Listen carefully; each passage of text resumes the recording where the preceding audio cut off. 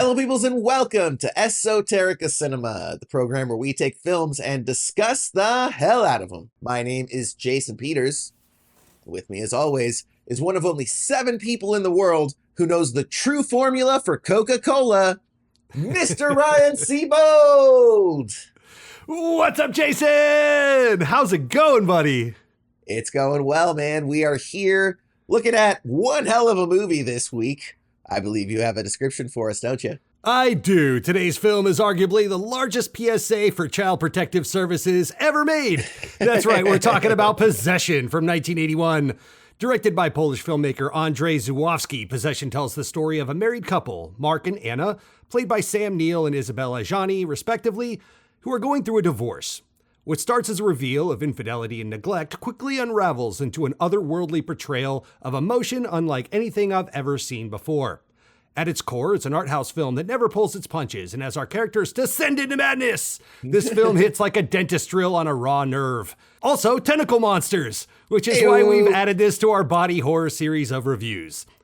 This was made on a budget of $2.4 million, was shot in Berlin, Germany, and had some problems getting a proper release for a bit. We're going to talk about all that and more, but before we get too far down the tube, I've got to ask you, Jason, what did you think about this movie, bud? As always, Ryan, going to be happy to tell you, but first, I do want to let our audience know if you like what we're doing here, please go ahead, like, sub, rate, follow, and also be sure to tell your friends. Also, if there's a film that you would like for us to review for you specifically, we'd be happy to do so. If you watch us on YouTube, drop it in the comments. If you're listening on the podcast, you can send us an email, esotericacinema@gmail.com, or head over to the website, esotericacinema.com. Now, Ryan, this was one hell of a film, okay?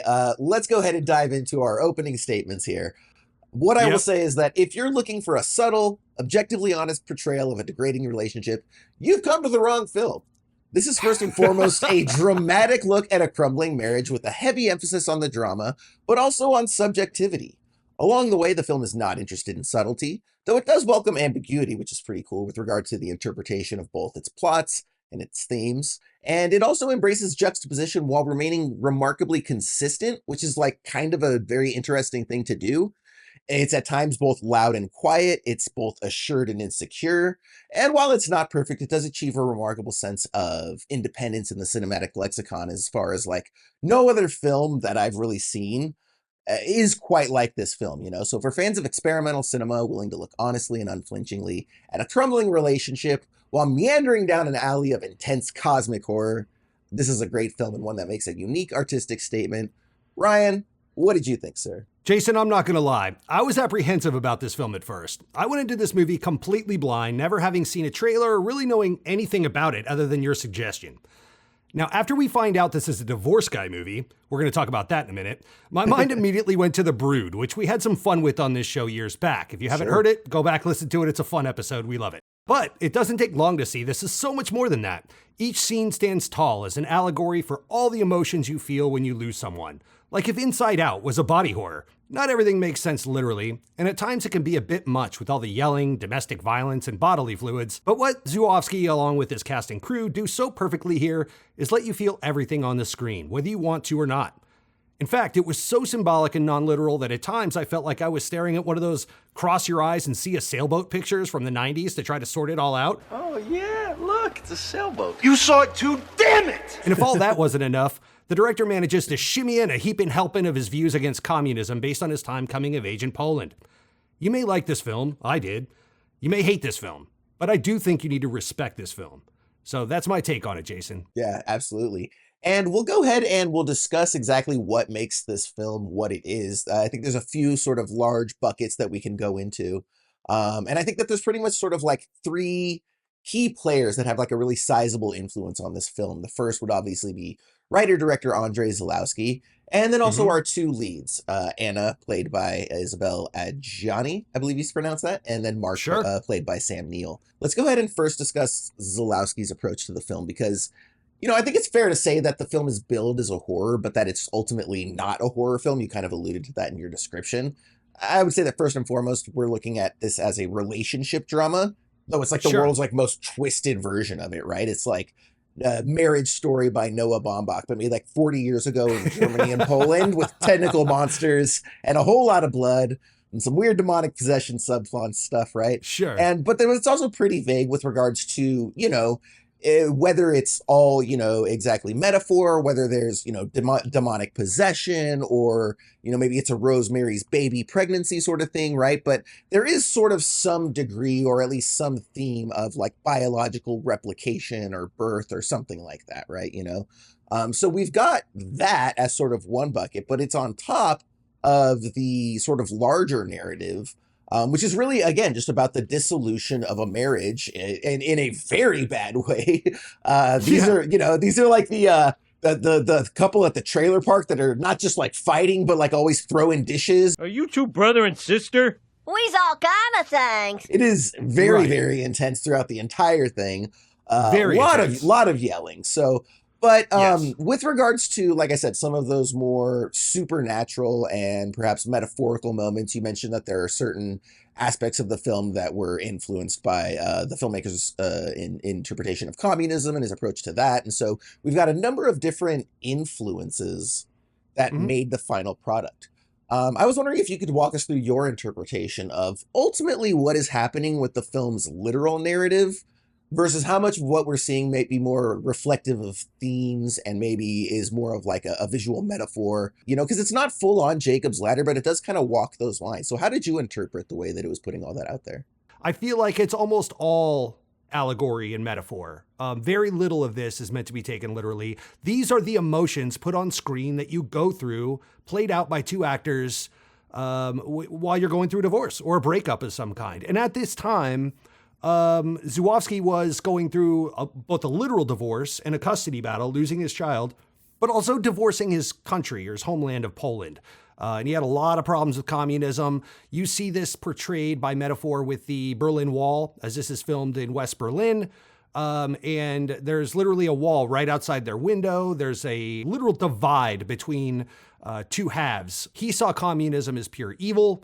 He was censored because of it when he was trying to make movies in Poland. When you see these two parties, Mark and Anna, yelling at each other or, creating the tentacle monster or, cutting themselves with carving knives and stuff, I kind of felt like that was all just raw nerve emotion put on screen. And some of the director's comments kind of lent itself to that. And that's kind of my problem with this film is it took me a while to see it through that lens. I think I texted you halfway through watching this. That, I'm halfway through the film, real excited to find out what's happening. And it has that vibe because it's just like one scene kind of goes to the next. Your talent will just start yelling for no reason. It almost felt at times like I was watching Tommy Wiseau's The Room. You are tearing me apart, Lisa! The actors will just show raw emotion for no reason whatsoever, just like start yelling out of nowhere and throwing things. Yeah. Then about halfway through or 30% of the way through, as you turn into Act 2, you've got Anna's character literally creating evil. And, there's a tentacle monster and she's expelling bodily fluids. When she's hit, she doesn't just bleed a little, during the domestic violence scenes, which were very hard to watch and very disturbing. But, she's out in the street and she's got just tons of fluid and pus and white milk and stuff coming out of her in the tube scene. Same thing. We're going to get to that here shortly. But, it made you question reality, what was real and what wasn't. And my take on it is that this wasn't a film really to be taken literally. It's just raw nerve emotion at any given scene. If you watch it from the standpoint of, this is what Mark is feeling in that moment, or this is what Anna is feeling in that moment. Again, like Inside Out, made by David Cronenberg or something. That's kind of how I portrayed this film. How about you? I would say that my interpretation kind of like half agrees with that. So first of all, I do think that within the context of a film and within the context of most stories, I think that even like metaphors or fables or, visual metaphors, anything, I do tend to think that they're supposed to be taken literally in terms of the film. For a good example, we just before this film, we did a review of Society by Brian Usna. And there were some people that were wondering if, the early scene where he's talking to the psychologist and he bites into the apple and all the worms were there. And there were a lot of people that were like, oh, that must be like a figment of his imagination. And he was like, no, Brian Usna was like, no, in this world, there are literally worms in this apple, right? I'm trying to create a world where this can happen, right? So I do think that while a lot of what we're seeing on screen was influenced behind the scenes by, very literal metaphors and the communism thing we'll touch on here in a minute and such, I do think that there's still the events happening literally in the context of the story that we're watching unfold before us, right? Okay. I do think you're totally on point with regards to the fact that like this is an experiential film from the standpoint of it is very disjointed and dreamlike. And a lot of that is because it takes a lot of liberties with regards to, things that happened and how that informs what followed after, right? So, to your point, somebody can have like a ton of blood on their face in one scene, and then the next scene, like they're pretty much like it's like nothing ever happened, right? There's no Right. So because of that, it can feel very ethereal, right? And maybe like a lot of this stuff isn't happening, but I also know that like in the language of film, when we look at films that do that, like again, Jacob's Ladder, I think is a perfect example, or, what did we do earlier? Shutter Island, right? Which also kind of had that same thing, where Great we'll example. see something on screen that's supposed to be reflective of like the protagonist's view, but then the filmmakers will then show us like the same thing from someone else's view and it'll look slightly different. And that's sort of like the key to let us know that like, oh, this is all in the character's head. And it didn't have any of those moments in there, right? It wasn't like Sam Neill sees a tentacle monster, but then, it jumps to the POV of Heinrich and it's not there, which is what leads me to believe that maybe the stuff on there is supposed to be literal, but again, taking liberties with regards to like the sort of plot points, So let me ask you this, Jason. Who do you feel, and this is something that I wrestled with myself, and I don't know that there's a right answer. Who do you feel is the protagonist of this film? Do you think it's Mark? Mark is the protagonist from the standpoint of it's ultimately his story because it's his point of view.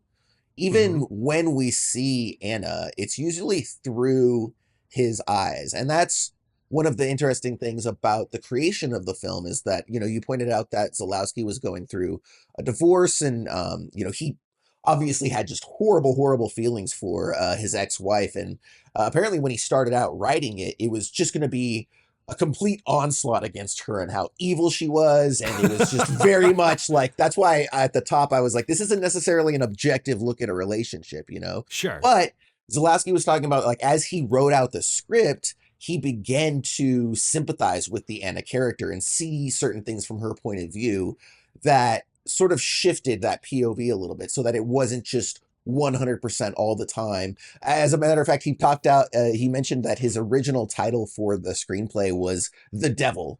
She's supposed to be pure evil. That's all it was, right? Kind of like you mentioned in The Brood, right? Yeah, this bitch. This bitch brought to you by look at all the evil that Zulawsky. she's doing over here, right? Mr. Perfect, and she's over here whoring it up, right? Blah, blah, blah. Am I right? That. Yeah. Yeah, so... See what she's doing to me? She created a tentacle monster. Yeah.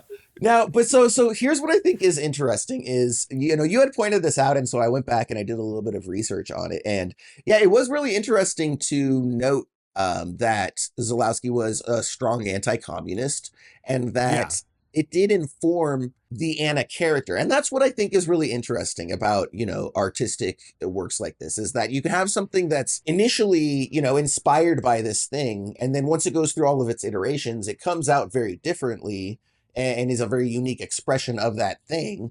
But it was still inspired by it. So one of the aspects of communism that he struggled with is like, how much of this, is our own doing as a country, right? Because ultimately, like in Poland, they accepted communism as a form of governance.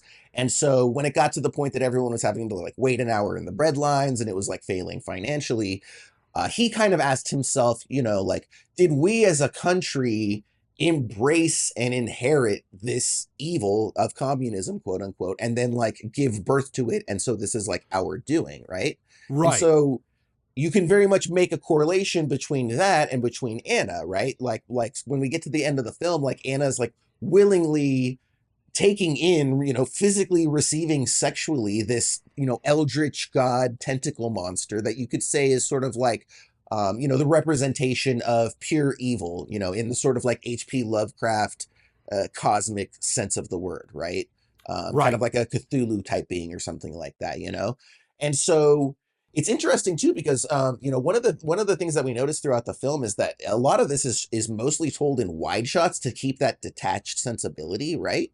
And one of the few times that we actually see a close up, which is, you know, representative of intimacy, is the close up on her face when she is having sex with that tentacle monster, and letting the main character know that like she has accepted this, right? This isn't, she's Mhm. not being assaulted or anything. Like she's willingly taken in this evil being into her body. And you know, it ends up changing her by the end. So I don't think that in the literal sense of the story that like she is giving birth to communism as a concept, but I think that she's giving birth to like a cosmic evil, and his inspiration for making the cosmic evil was a metaphor about communism. There's a lot of interpretation that you could be doing with this. And, you know, sometimes with a film like this, you walk a fine line, because if you're asking the viewer to do too much interpretation, then you kind of lost them. Because at the end of the day, we're in the entertainment business, and art pieces are great, but if you're putting it all on my shoulders and you're not giving me anything to really, hitch my wagon to, then what are we doing here? You know what I mean? Like, I wanted to watch a movie. I didn't want to go write a dissertation about breakups. You know what I mean? Yeah. And so, but I do think that in this film's defense, it gives you like almost the perfect amount to walk away with. The performances were captivating. The cinematography was, like you said, sometimes, very isolating and wide, but other times very claustrophobic. There was a lot to do with the staging, with the power dynamic of where the actors were in the frame, sometimes in foreground, sometimes in background. One of my favorite scenes is with Sam Neill on the rocking chair as he was starting to go mad and he was rocking in and out of the foreground of the camera. That kind of like signified to me that he was like giving away his power and gaining it back. He was losing control of his mind, and you could see it on his face, but also just the stagecraft of it all. So this movie's bonkers, man. My interpretation of the whole thing is, because then you've got the doppelgangers, and we haven't even talked about that. Yeah. By the end of the film, each one of the Mark and Anna have a doppelganger. Mark's is created by Anna by way of the tentacle monster that she has given birth to, nurtured by feeding it other people, other men, kind of brought it to life. And it's this like toxic thing that has come to be a new Mark. And then Anna's doppelganger was just like, very superficially found by Mark. It was their son. They have a son, Bob, a young boy who... By the way, can we just talk about, like, there's something so weird about having a 5 to 7 year old boy named Bob. I don't know, like, call him Bobby, call him Robert, but they're like, oh, where's Bob? And then this toddler walks out. You're like, I don't know, Bob should always be 40, right? Like, yeah, right. He's working, he's down at the quarry. Where do you think Bob is? Like, yeah, it's Bob over here. What do you want? Yeah, I'm fixing this kid's trike over here. Dude, I'm so glad you said that. I thought the same thing. Like, that kid is not a Bob. That kid is a Timmy, Stewie. Yeah, there's a million kid names that you could have given him, but like Bob is not one of them. Yeah. Kid needs a mustache, at least a 5 o'clock shadow. That's funny. Yeah. But I just kind of feel like the whole thing is an allegory for breaking up, the emotion, the raw emotions you feel, and then eventually coming back together in this toxic situation as new versions of yourself that each of you have subjected on each other by demands or trying to reform and regroup. But it's so toxic that it's going to just fall apart, and it's ill-advised. So, you're dying, the old self is dying, and we see, spoiler alert, Mark and Anna, dying at the end, and their doppelgangers proceed on together. At the very end of the film, there's a final scene that we could discuss that's even more, given up to interpretation, which you hear like almost air raid sirens coming in. There's some, the room goes dark. Anna's in the foreground. Mark's outside the door against this like clear glass window. And then you just hear like, bombs dropping and stuff.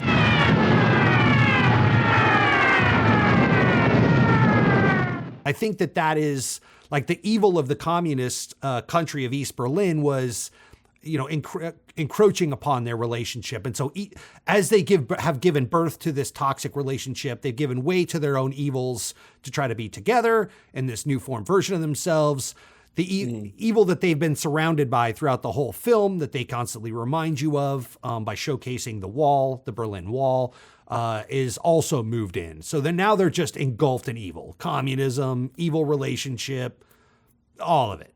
Tentacle monster. The whole thing has come to form in this bad, toxic, situation and environment. Even so much as Bob, the child, goes up and drowns himself in a bathtub. And that's the one thing I can't suss out. Weirdest moment, dude. I don't know what that was about, dude. Yeah. Only that he, the child was the ultimate victim of this whole thing. Like the Anna and Mark were able to regroup and reform, but there's no way that child's making it out of there in any kind of way. I can actually resolve that with my interpretation after phrasing it that way. So Fire away. That was one of those moments where we even talked about it earlier, and I was like, I don't really know exactly what's going on with this ending. I've got to kind of reconsider it.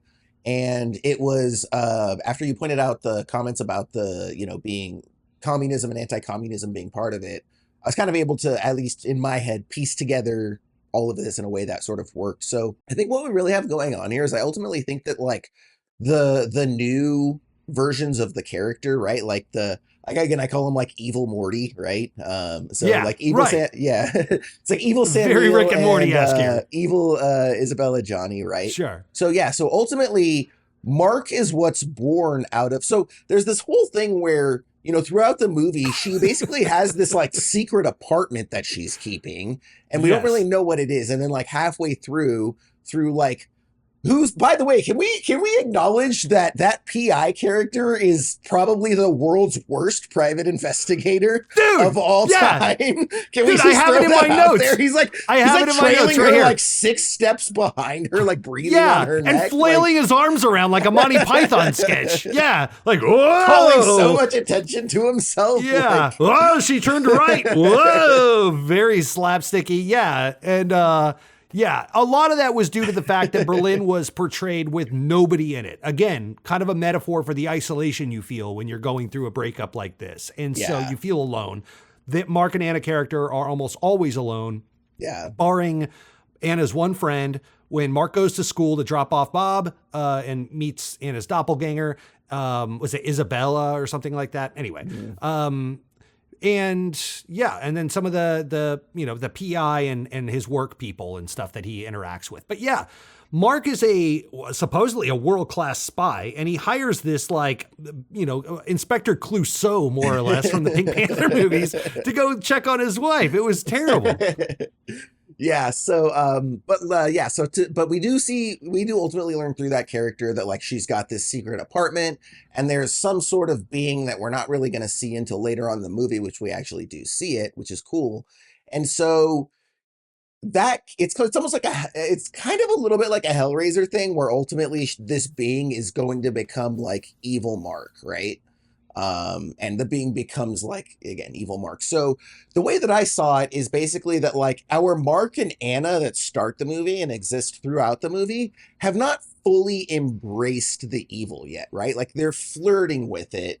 And Mark, I think, rejects the evil. And I think that Anna is trying to resist it through most of the movie. But then finally, when she ends up, embracing the tentacle monster, that's her embracing literal evil. And so then she births evil in the form of evil Mark, and then Anna dies, and then we get like evil Anna, right? And then so there's a scene where at the very end, they both step outside onto this like balcony, and then we see all these lights, and then there's a bunch of like bombs exploding and stuff. At first, I actually kind of thought it was like a literal, like, oh, the eldritch god Cthulhu has, arrived, and we can't show him, but that's what the lights are supposed to be, right? Sure. Because it's like we've embraced evil and we've allowed evil into this world. I don't think it's actually an eldritch god, but it's the same thing where I think it's reflective of the fact that they've embraced evil. And when looking at it through a lens of Zulawsky is telling you that communism is evil and will lead to war, then Mark and Anna embracing evil and becoming their true evil selves have now like allowed evil to take over the world, to possess the world. And now because the world is possessed by evil, in Zulawsky's eyes, that dictates that it's possessed by communism as well. And I think that's what the bombs are supposed to reflect, juxtaposed to their faces and such like that. So I think that's what all of that is kind of supposed to. It's basically just however you slice and dice it, it's ultimately an acceptance of evil, and evil is now here on this world. Sure. And to be clear, the doppelgangers of sorts, we keep calling them evil, Morty, but at the same time, they're also like, you know, Anna's original form is the one that was killing all these guys, that killed the private detective, that, you know, offered these people up as sacrifices, that gave birth to the tentacle monster. And her doppelganger, that Mark sees in Bob's teacher at school when he goes to pick him up, how he's never, you know, seen her before is beyond me. He seems to be fairly involved in Bob's life up until this point. So I think her name is Isabella. Correct me if I'm wrong. I apologize to the viewers. But regardless, she is very nurturing. She's very doting. She's very patient and kind. The alternate Mark, the evil Morty Mark, that you know comes by way of the tentacle monster. He is, you know, very astute, very clean, put together. Mark's the one that's yelling, that's throwing chairs all over the restaurant, and like, you know, cutting his arm, and you know, Anna's, you know, slicing her neck with the steak knife and stuff. These are two unhinged motherfuckers. And then that, you know, these two doppelgangers come in, and all of a sudden it's like super chill. And so, you know, that's why my take is like, these are the most idealized, you know, kind of realizations of each other. These are the adapted, you know, because when you go through a breakup, it's like, baby, you know, come back. I love you. What can I do for you? You know, and you want to change to please this person, whatever it takes. Just come into my life, please. I will do anything for you. You know, if you have a problem with this, I'll fix it. And so I just kind of felt like that was a metaphor or an allegory for the changes that we will go through and give up ourselves and not be true to ourselves, our true selves, to adapt and try to over-compromise, perhaps, to please the other person and get them back in our lives. Sure. Could you get that take at all, or not so much? Yeah. Or do you think it's literally, you know, to be taken more literally, and, you know, the tentacle monster and all of that? Like I said, I think that ultimately, like, all of that is literally happening on screen, and that, like I said, it's just the embrace of evil, and, you know, she's quite literally birthing evil into the world. Sure. So I think there's this element of like Zulawsky saying that, like, you know, life is pain and life is struggle, and to, you know, retain your goodness means to fight against that evil, and so that's going to lead to anger and frustration and subjugation and all of this. You know, most of the evil organizations of the world are quite attractive, you know, and it's always like, you know, all this could stop right now if you just join the club, right? You know, and they've always got a smile. Like, that's the thing. Every time you see the evil Mark doppelganger, he's got these big wide eyes, like they looks like they put contacts in or something in him, and he's always got this kind of like, yeah, and he's always got this kind of like sly, like devil's grin, right? Like the old like, you know, red devil whipping his tail around, like, hey, what's up, buddy? Crocodile right? smile, they call exactly, it. yeah. And so I feel like, you know, again, it's almost this thing of like, well, hey, we're part of the club and everything's great. You should be part of the club too. Everything could be great for you too. All you need to be doing is just embrace the evil. That's all, bro, right? Yeah. So I think there's kind of like, you know, I think that's kind of what is reflected in like the you know, quote unquote, what I would describe as like the good versions of the characters, like being unhinged, because again, you know, that's humanity, right? All those ugly emotions are not the emotions of gods; those are the emotions of men. Yeah. A couple other things that, you know, were kind of my takes on this, my interpretations, if you will, that I'll just kind of throw in there willy-nilly. And if you'd like to comment or counterpoint, you're more than welcome. The Heinrich character. Yeah. Anna is having an affair, we find out, with this guy, and he's swanky, loosey-goosey. He's totally, you know, Playboy style. He's also very, like, open-minded, new age, the kind of guy that, you know, at that time was kind of out of place, you know, maybe doing yoga in 1981 or whatever. Zulawsky was quoted as saying that basically he is definitely representative of communism and, you know, a lot of leftist thought at that time. They're very well-meaning. They're very open-minded and, you know, progressive in their thoughts, but they ultimately exact evil on people and, you know, affect people's lives negatively. And so every time he'd come in, he seems like a very likable guy, very open-minded. He even wanted to get to know Mark at one time and embraced him, and was trying to bring him into you know, the situation. And just like, let's talk this out. It seemed very rational. But he also was very well-to-do and had a lot of money. And so, you know, he was obviously kind of a very wealthy playboy type. So, you know, again, the director's take on that was, you know, according to the director in an interview that I saw with him, basically that, you know, communist minds oftentimes aren't affected by their own policies. And so, you know, they enact these things, you know, to try to help the people. But in the end, they're doing more harm than good, and they never really face their own consequences. So, yeah, that was kind of a thing. Yeah. It was around that time that we get to the tube scene, and we could talk about this for a minute before we start to kind of wind it down. But I wanted to get your take on what you thought that was all about when she goes down in the tube, or the subway station, we'll call it for our Western audiences. And she's got like a bag with her, or a purse, or a satchel of some kind. And she starts to convulse and almost have seizure of sorts in this tube. By the way, again, another scene where she is all alone. There's not a single other person down there, nor is there a train, nor is there anything. It's just her in this abandoned mine shaft of sorts. And as she starts to convulse, she's, the director gave her a direction, I guess, that was like, have sex with the air. And that's what it looks like she's doing. And she starts to smash whatever was in her bag up against the wall. There appears to be milk in there. And then she starts to like menstruate a red bodily fluid, along with more of the white milky stuff, whatever that was about.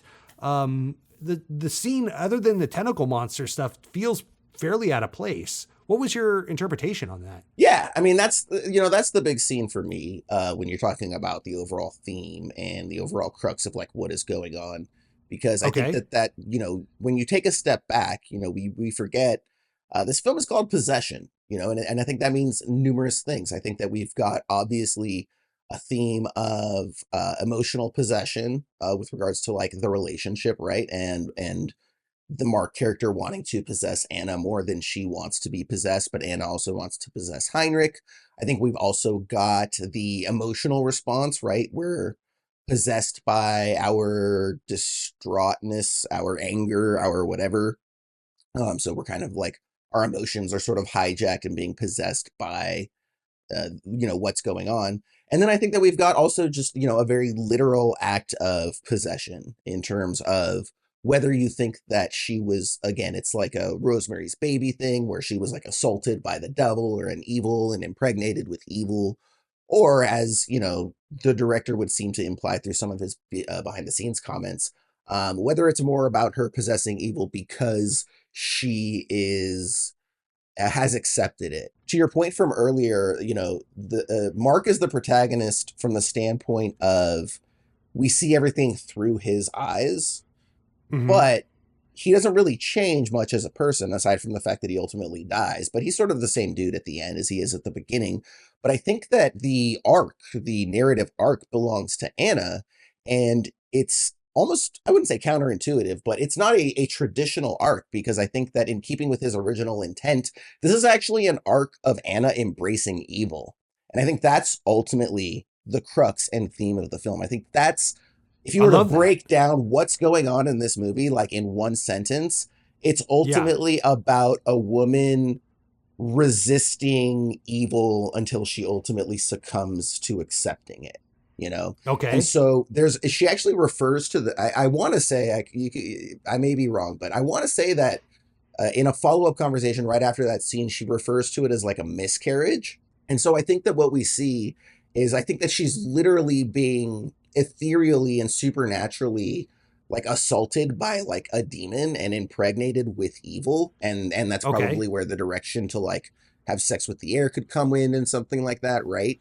And then I think that ultimately when we see, so I thought the white stuff was basically like pus. I actually thought it was a very interesting fluid and color to use because it's like super gross, especially when you like mix it with like blood. So it's a lot more effective to put in that white with the red blood. And you know, it's not like it's coming out of her mouth. It's not like it's dripping out of her orifices, her nose, her ears, or anything. It's literally like being expunged through her pores or something, right? The way that the blood comes out, it's like rushing from like the literal parts of her body. And so I think that, again, this is because it's given so much attention, right? Like, to your point, it's one long 3 to 5 minute shot. So you'd have to think that, you know, there's a lot being communicated there, right? And there's a reason for giving it that much time and attention and space. And so I think part of it is, again, we're seeing evil try to consume Anna and even force itself upon her, but she's still fighting and she's still resisting. And so I think that all of that blood and pus is sort of like a willful, if you will, physical and spiritual miscarriage, like of refusing the evil that has attempted to lodge itself in her body and, you know, become birthed later on. So, and then I think that's, and then again, I think that's why the later moment when we actually see her having sex with the tentacle monster, and again, you know, it's very clear that like she's communicating through her eyes and through that close up to David, like, this is something I want, right? I'm not being assaulted by this demon.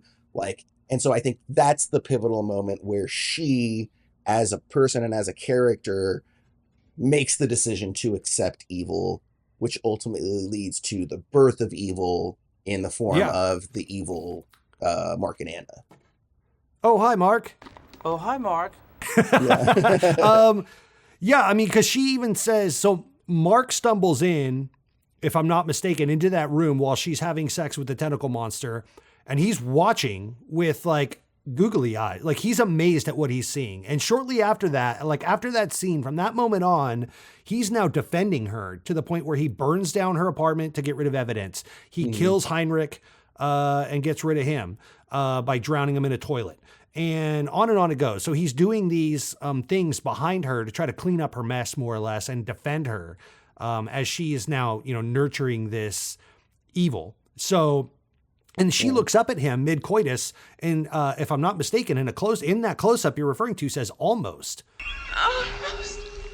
Doesn't she say that? Like, almost. It's like, yeah, something like that. Yeah. Like, I'm almost there. Like, keep going. Right. Something like that. Yeah. Or like, it's almost done cooking. Like, I've almost got a new version of you made. You know what I mean? Yeah, like, hang tight, bud. We're almost there. Evil U's right around the corner. Yeah, that makes sense. Right. We're almost going to be good enough for each other. That's kind of the way I took it. Like, you know, our idealized versions are almost done. And then we can sacrifice these old versions of ourselves in a very kind of molting, you know, or a shedding of the skin, you know, kind of way.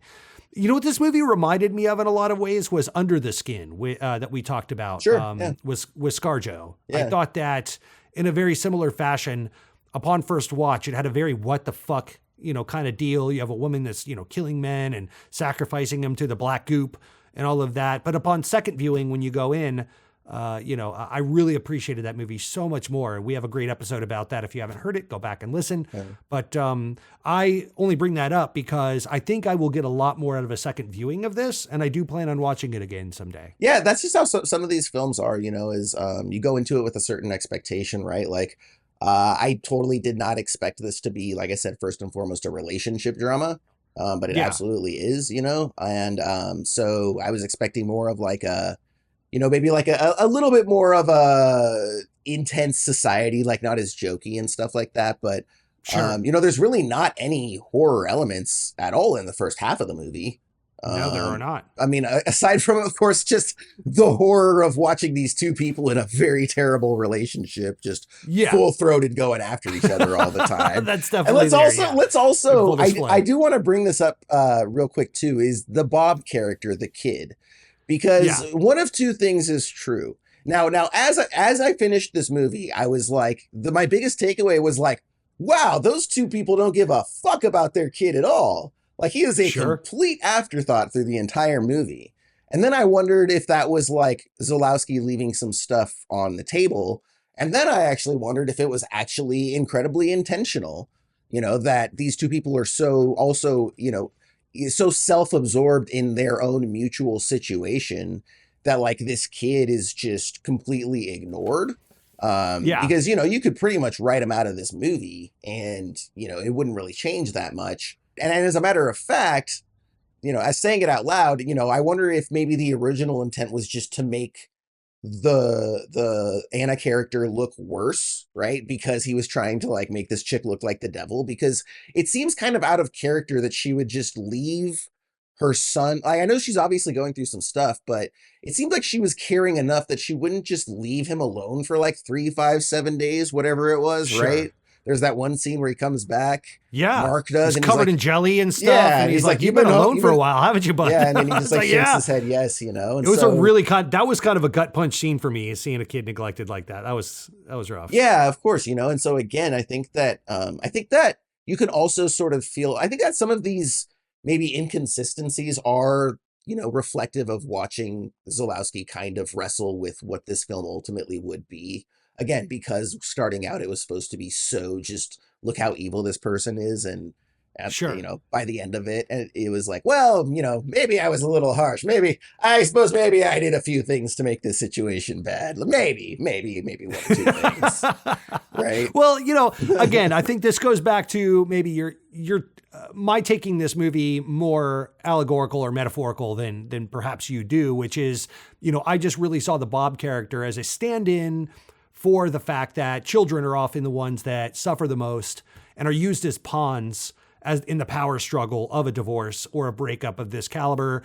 You know, you also had the Mark scene in the restaurant where he comes in, Anna comes in, they sit at a 90-degree angle away from each other, kind of back to back almost, facing apart. Mark says he's not going to see Bob anymore. He's like, I think I'm done with that. And she's like, what the fuck? You're just going to like peace out on your kid? And he's like, yeah, I don't want him to have a part-time dad. And she's like, you're a bastard. And then he's like, oh, I'm a bastard. Oh, it's all about me now. Then he starts throwing shit, and he starts throwing chairs and chases her out of the restaurant and chases her down the street, again, getting into a domestic dispute situation. And so, you know, time and time again, the only time we ever see Bob, and we go long stretches without seeing Bob, he's just kind of brought in every once in a while as a reminder, like, you know, also, you know, the kid is the one. Don't forget they have a kid. Remember? Here he is. Right. Yeah. And he's really eating shit this whole time. Even though, you know, you think these two are going at it, but he's the one that's really taking the brunt of this situation. Poor kid. So. Yeah. But, you know, he's got a job at the quarry, and, you know, a family of 6 he's going to take care of. It's Bob. Why do you think I spend so much time at the garage? These two are the worst. Yeah. Oh, the worst. So why's it gotta be you? Look at me, Dee Dee. I'm the only 36-year-old who can pass for 10. Can't get a moment of peace and quiet in my house. I work all day. I get home. Yeah. The one thing that we can resolve with the ending, actually, now that we've sort of gone through everything else, is if you do sort of buy into the fact that the ending is really just about the embracing of evil, and evil is now here to rule the world, so to speak, you could definitely have a scenario where the Bob character, even though the movie doesn't do a good job of, I think, portraying it this way throughout it, you could see a scenario where the kid is supposed to represent like inherent good. And so perhaps as like, now that the evil has come and, you know, the parents who were shades of good and bad, now that they've died and Bob is the only good thing left on the world, he kills himself because it's evil's here now, right? Sure. It's sort of like the killing of goodness and the introduction of evil. Oh, I love that. Something like I that. really love that take. Like, he almost symbolizes the innocence of it all. Exactly. You know, they gave birth to their relationship, their pure love of their relationship once gave birth to this innocence, this pure being. And then by the end, when they're, you know, when they get back together and try to reform in this new version of each other, the innocence dies or kills itself. And he just like nopes the hell out. You know? Yeah. So almost literally. I think he says that on his way up the stairs. Like, no, don't open. But I want to. Don't open. Don't open. Oh, yeah. He does. Yeah. Almost sort of like a bit of a fallen angel type of metaphor. Right. Like self-sacrificed himself. Wow. Yeah. I really like that take. That's cool. Well, you know, the one thing we also should discuss before we wrap things up is just the actual acting from our two main leads, right? So good. If you believe that acting is loud performances and tons of emotion, then these two act the hell out of acting. Acting! Brilliant! They do Yes, all they the do. acting and then some. There's nothing subtle about these performances. They're very loud. You know, if people suggested that they were even over the top, I wouldn't necessarily disagree with that. But at the same time, you know, you do have a situation where Isabelle Adjani won the award for Best Actress at the 1981 Cannes Film Festival. It could be effectively argued that the style works for this film, right? Like if everybody talked in like muted hushes and it was less like just full-throated yelling and more of like the disquieting silences, like this film would have felt really, really long, you know? Yeah. Now, is it a bit much? Absolutely, right? Like they hit you over the head with it, and you know, they're not just yelling, they're fucking yelling, you know, the whole time. And they're throwing things, dude. and they're Yeah. cutting people, Cutting and they're people throwing themselves bows. and others, and Yeah. you're a bastard. And they're out in and the this, street, and that, they're down in the subway station. That's what I and say, yeah. dude. They're like that like trailer park couple that just has like no shame and will just totally go at each other in the middle of the street, you know? Right, yeah. And so, yeah, so I'm interested to know what you thought of the performances, right? Like, do you think that they were warranted for this film? Did you think that one was better than the other? Did you think that it actually didn't really have much of a place here? It's a very They were specific fantastic. acting style. Yeah, they were So it very worked for you then? fantastic. Yeah, okay. Yes. It was to the point where, because it's not what these characters are doing, it's how these characters are feeling. Again, it's a very inside out Pixar kind of way of going about this, telling this story. So it's like, you know, when they cut each other and they're doing self-harm, you know, physically in the kitchen with the knives, the carving knives or whatever, they don't have any remnants of that moving forward. There's no scar, there's no bandage, there's no nothing. Yeah. In my understanding, she goes like right at her jugular with it. Yeah, And she's straight up totally, you know, totes cool the next scene. So, you know, my understanding is just that it's not, you know, what they're doing, it's how they're feeling. And so right down to the point of why Mark's character would hire a private detective to follow his, ex-wife or wife or whatever. It's like when you know someone's sneaking around on you, you want to know what the fuck is going on. What's this bitch doing? You know, and you will go to crazy lengths to figure that out. You'll do things you're totally embarrassed about to stalk their social media or follow them to work or do, shit that looking back, you're like, well, that was a bit much, that was a little irrational. And I think that, these performances are just an exercise in exhibiting that, like the lengths that you will go to, what you're feeling inside is like pure rage or pure jealousy or all the things. And so, in the crossfire that kind of comes about in that. And that's why when those scenes are happening, very rarely, if ever, do you see anyone else in those scenes, because otherwise it would feel very unnatural to not see people try to break that up or interact and be like, whoa, hey, dick nuts, you're hitting a woman right now, or you're throwing chairs in a public place or whatever. Zulawsky as a director allowed those scenes by and large to play out in their entirety without any kind of public interaction or anyone jumping in, just kind of like, this is, raw nerve. Dentist drill on a raw nerve emotion and go, If you're angry, don't just tell me you're angry. Don't just look angry. Throw a goddamn chair. And in that way, it was really cool to see Sam Neill let loose like that. The closest I've ever seen him do that, and I could, I'm sure he's got some good performances out there, but the closest I've ever seen is in The Mouth of Madness. Maybe Event Horizon. And both of those are also standout performances by him. He made those movies as good as they are, in my opinion. Sure, yeah. So, admittedly, I thought that Adjani did a better job than Neil. I didn't always buy Sam Neill's emotions, and this is kind of what I mean by that, which is like when in some of those earlier scenes, like he's processing a number of very dramatic and intense emotions almost at the same time, but certainly like in a sort of rapid fire response, right? Yeah. So, at first it's like she says something and his initial response is to be like super crushed, but then nearly immediately he's like, actually, fuck her, right? How does she get on? And so then he goes rage, right? It kind of felt like instead of playing all those emotional beats unique to one another and like stacking them like Legos, he kind of just melded them all into this one general emotion. If that makes sense, right? And so it's like, instead of like doing these three emotions back to back, he's like, I'm going to meld all three emotions into one emotion and then just do that. And so it was almost like, again, it was like, I didn't really buy, like, I thought he did a really great job of the sort of like empowered moments, right? Or when he would like, you know, puff up his chest and like start chasing her and be like, I'll tell you what, blah, blah, blah, right? He would do a really good job of those powerful moments. But some of the weaker moments, it felt like maybe he wasn't as vulnerable or as damaged as maybe he could or should have been.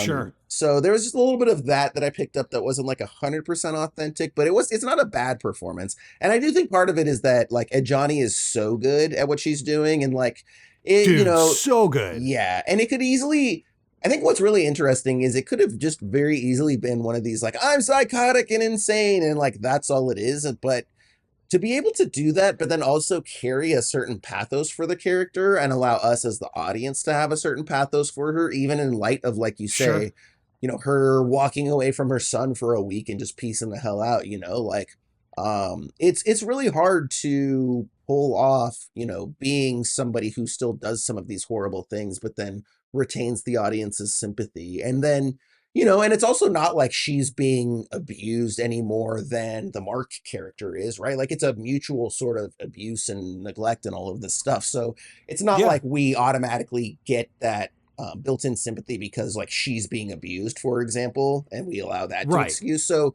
she doesn't necessarily have some of those character things to play with, which makes her. No, I mean, she straight up kills people. That, all the more impressive. She stabbed homeboy in the neck with a broken wine bottle. Yeah, she's a little, she's got some shit going on too. I would say my take on that, if I could interject and just kind of add to that, like, because I agree with you wholeheartedly on everything you just said. And my spin on that would be, I think that if we're talking about the portrayal of raw emotions as you go through a divorce, from the male point of view, a lot of that can be more simplified and just caveman brain of just, and that's how he was so easily, superficially able to replace her. Whereas she had to go through this whole rigmarole of sacrificing a few other men to get to the ideal, circle back to the, doppelganger idealized Mark that she has now created out of these other men that she's blown through. So I think that it's a good portrayal of how complex the female mind is, the female heart is, all the raw emotions that women go through to get through a breakup versus, the male breakup is just a little more maybe scaled back or simplified and caveman brained, the best way to get over your last one's to get under a new one, that sort of. And he kind of does that with the Anna doppelganger as he goes in and because, it's only after like one date with her that he gets to sleep with the teacher. He has her back to the house. She's immediately looking after Bob when he gets back from the quarry. So yeah, I kind of thought that was a cool dichotomy of, to digest the differences between how men and women might process something like this. Yeah, absolutely, man. And the one other thing that I will mention before we wrap as well is I was really interested aesthetically by one choice that they made, and that is to shoot the film so cool and so blue. Oh, yeah. What's really interesting about it is, generally speaking, when you are going to have a movie that has this many loud, raw, big, hot emotions, that's going to generally be reflected with much more of a red and orange kind of vibe to it, right? To reflect the intensity of the emotions of our main characters. And yet, instead, they choose to shoot the film cool and blue to reflect the isolation of both of these characters. Yeah. And just the sort of, dead inside feeling that they all have. Because generally speaking, a film that's going to look this blue and this drab and this muted, the emotions, again, are going to be equally cool. And it's going to be more of those disquieting silences. But then to pair that visual and that color tone, it really makes for a unique, again, juxtaposition. So it was kind of, again, a unique experience to see so much emotion and have it be so presented so coolly. I thought that was interesting. Yeah. Yeah, I mean, I'll add to that. I'm really glad you brought that up, and I'll add to that they're also wearing blue almost the entire time. Yeah. They both have blue eyes. I don't know if you caught that. And then their doppelgangers have green eyes at the end. I guess it was a Yes, little bit I of did trivia notice that that. Sam Neill's green eyes didn't really come through, but he was supposed to have green eyes. Didn't Oh, really okay. work. But Yeah, yeah, it's kinda like dark. they go, but yeah, it's like blue all the way across the board. I've not seen a movie this blue since Terminator 2. And Yeah. the only time you get a relief from that blue aesthetic is in her new apartment with the tentacle monster, which is all yellow and kind of a little more warm and inviting. So it's like she's giving birth to this new thing. So I don't know. Yeah, definitely interesting. Absolutely. Yeah. So, Ryan, let's go ahead and wrap this up, and let's go ahead and do so with one of our newer features that we've introduced here of our top 3 moments from Possession. I'll let you go ahead and start, buddy. What you got? My 3 favorite scenes in this movie, dude, you and I, if you don't pick this, I mean, it's just kind of silly, but you got to start with the tube scene, the subway scene. It's amazing performance. And it was even mimicked. I don't know if you saw this, but Massive Attack has a music video that is like a shot-for-shot remake with Rosamund Pike of this performance. And so it's very well heralded. It's very well shot. Like you said, it's all one shot kind of going around and orbiting around her. It's dope. Sick. Tube scene. The almost tentacle monster scene. I brought this up earlier where she is having sex with the tentacle monster. That shared moment that they have, and she's like, almost, for whatever reason. I just really love that. This is our body horror series that we're into, and that's the most body horror you're going to get out of this movie. So we're going to lean heavily into the almost tentacle monster scene. And then lastly, I just really love the Sam Neill in a rocking chair scene when he's going crazy and rocking back and forth frenetically. He's got this wild-eyed look on his face as he's going apeshit banana pants crazy. We love a good Sam Neill crazy performance. Like I said earlier, Sam Neill in a rocking chair. How about you, bud? Yeah. So I think my third favorite one was just the Heinrich freak out. You know, we don't really talk much about Heinrich, but he's actually given a fair amount of screen time.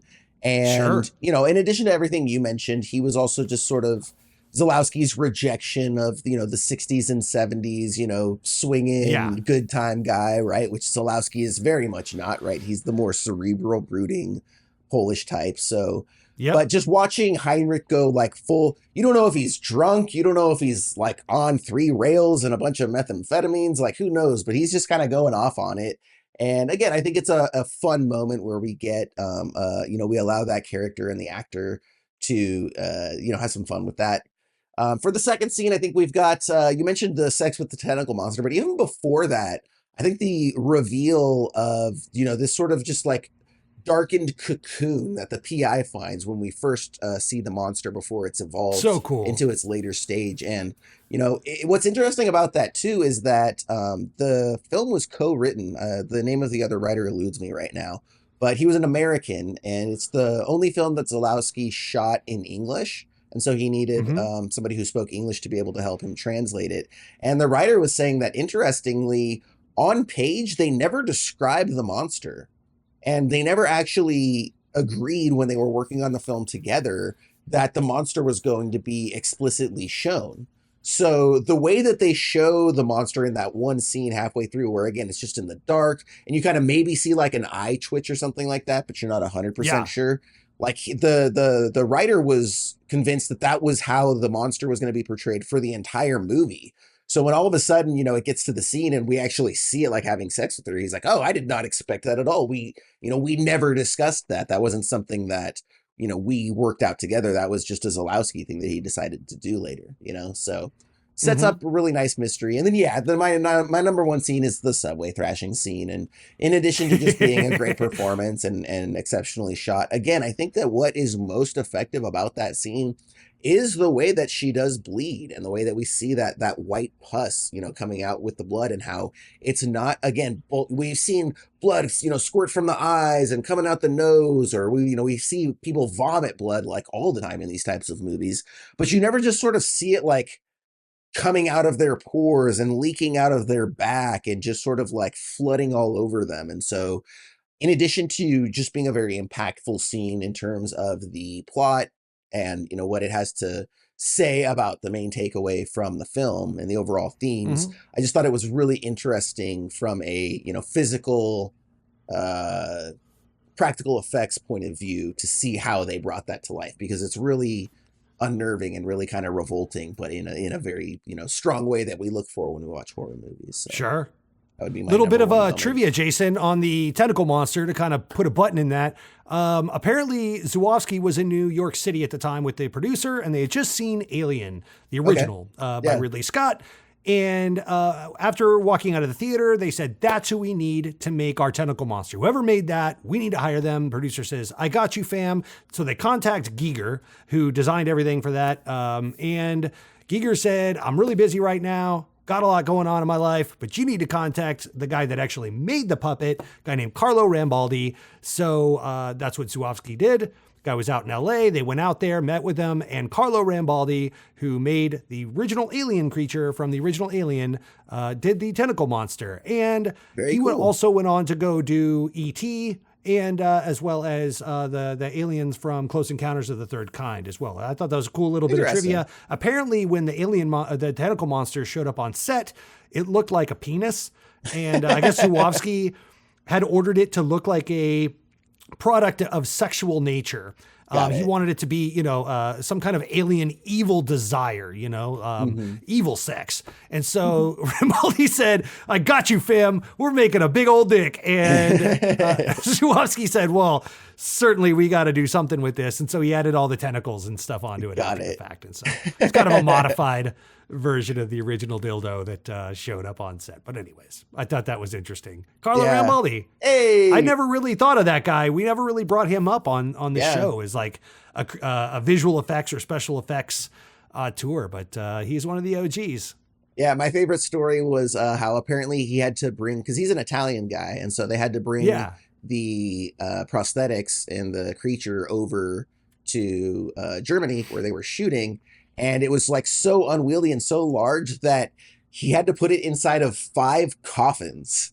And so when they're deboarding the plane, all of a sudden this dude comes walking through the airport with like 5 coffins hitched to a trailer. And the authorities are like, whoa, hold up there, buddy. And apparently they gave him a bit of grief. But then when they looked inside, they like quickly realized, they were like at first like shocked, but then like realized what was going on. And we're like, all right, get out of here, you little scamp. Take your giant hentai dolls with you. Yeah, absolutely. Exactly right. Yeah.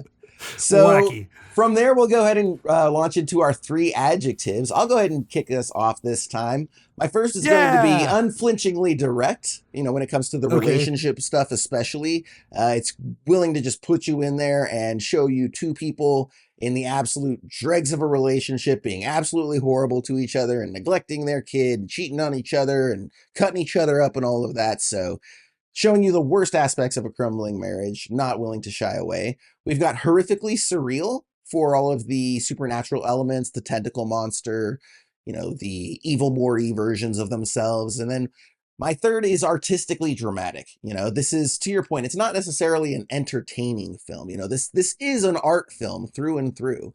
It's not designed to make you feel good. It's not designed to make you happy. It's designed to, again, look unflinchingly at a very horrible relationship at a very low point in their time. And then, it does so with artistic flourishes. We talked about the juxtaposition of the tone relative to the emotions. We didn't really get into the camera work, but, pretty much everything is told in wide shots. We've got a lot of really cool dolly movement, that opening towards the beginning when he's being interviewed by the federal government that he worked for, and the camera's just like doing this big dolly movement around this, like, so, there's a lot of very artsy shots in here. And so if you're, again, if you're showing up for society, it's a very different experience, much more of an art film. So once again, my 3 adjectives: unflinchingly direct, horrifically surreal, artistically dramatic. Ryan, how about you, buddy? Probably along the same lines here. Mine are jarring because it was so much yelling. Especially if you didn't know what you were about to watch. If it was very jarring for me until I kind of settled in and realized what kind of movie I was up against here. The second one is, hey, we're the horror, because it does kind of hold a mirror up to society, ourselves, realize that we do a lot of self-harm. Pay attention to how you treat people, folks. Be nice, be kind. And the last one is glad I'm single, because I just kept thinking like, wow, what a hassle that is. Glad I don't have to deal with that on the daily. No psycho exes for me today. So jarring. Hey, we're the horror, and glad I'm single. How about? Very nice. And then that brings us to our star rating. So Ryan, I'll go ahead and let you take it first. What you got? I'm giving this one 4.25 stars. I just couldn't stop thinking about this movie. I will see this movie again. I think it's very well made. Surface level, again, halfway through, it's like, what the hell am I watching? But, by the end, it really does overtake you. And like I said in my opening statement, you could like it, dislike it. I do think you have to respect it. And as such, this movie gets all my respect. 4.25. How about you, bud? Absolutely. So I'm going to go ahead to start. I'm giving this one 3 out of 5 thinly veiled communist metaphors, 4 out of 5 tentacle-induced orgasms, and 5 out of 5 trailer park yelling matches. All of that adds up to a nice solid average, right on the money. 4 out of 5 stars for Possession. Yeah! I could see that Nice. going up with future viewings, quarter, maybe even a half star, just because, again, this is a movie that is more interesting to consider and talk about and come to realizations about what's going on and realize that, yeah, there is a lot more meat on the bone than just, hey, here's people yelling for an hour and then here's some tentacle monster sex and peace, we're out, It's definitely much more of an artistic statement than I was expecting. And I was just surprised by the amount of substance in a film that you could easily mistake for being a little light if you don't do that extra work and dig into it, Couple things to really kind of put a button on this. Number one, Heinrich definitely knows the recipe for original Coca-Cola. No doubt about it in my mind. That guy. That's what drove him crazy. Keeping that secret to himself just drove him to madness. Damn madness. Alternate opening for me. How many tickles does it take to make an octopus laugh? 10 tickles. 10 tickles. I almost opened with that. I didn't. I let it go. So I'm putting it here at the end. I couldn't just sit on that one. Wow. There you go. Ba-da-ba-ba-da-ba. 10 tickles. Yes. Nailed it. Well, on that note, a reminder that if you like the ridiculous stuff that we do on this show, please go ahead, like, subscribe, rate, follow, do all that stuff. Once again, if you would like to request a film for us to do, we would be happy to do it for you, our audience. You can drop that in the comments on YouTube. If you watch there, you can send us an email to esotericacinema@gmail.com if you are one of our podcast listeners, or you can go to the website. So hopefully you enjoyed this review of Possession. If you didn't know what the film is, I think you have a pretty good idea now. If you've seen it, maybe we helped shed a little bit of light on some of what's going on there. So for myself, Jason Peters, and for my buddy, Ryan Siebold, this is Esoterica Cinema. Enjoy the movies.